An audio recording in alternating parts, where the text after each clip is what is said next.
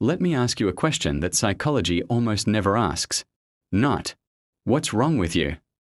But this, what happened to you?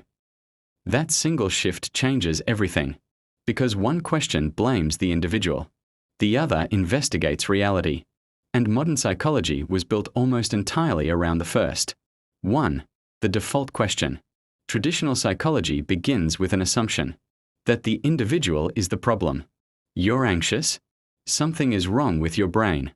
You're depressed? Something is wrong with your chemistry. You're angry, burned out, emotionally numb? You need coping skills, medication, adjustment. But notice what never gets questioned.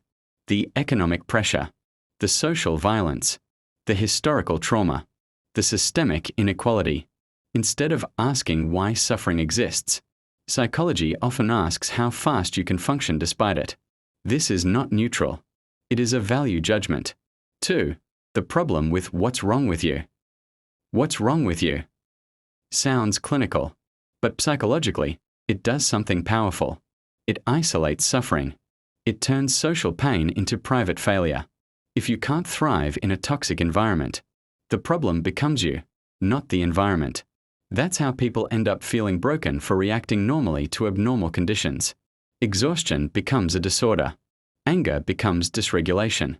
Despair becomes a personal flaw. The system disappears from the diagnosis. 3. What happened to you? Reveals. Now watch what happens when the question changes. What happened to you? Forces context. It invites history.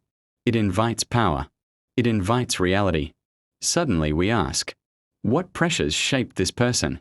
What threats did they adapt to? What losses did they survive? What injustices did they internalize? Symptoms stop looking random. They start looking intelligent. Depression becomes a response to deprivation. Anxiety becomes a survival alarm. Numbness becomes protection, not weakness. Adaptation. 4. Why psychology avoids this question.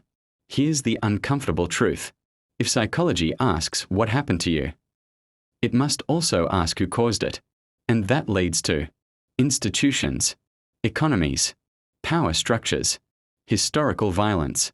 That's dangerous territory, because once suffering is understood as systemic, it can no longer be solved with breathing exercises alone. The question threatens comfort. It threatens neutrality. It threatens the idea that the system is fine. So it's avoided. Liberation psychology begins right here.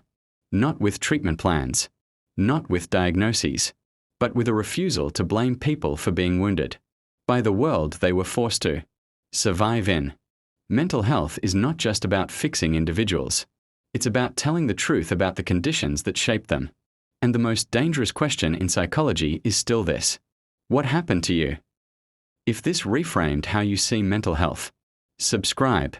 This channel doesn't teach you how to adjust to broken systems. It teaches you how to see them.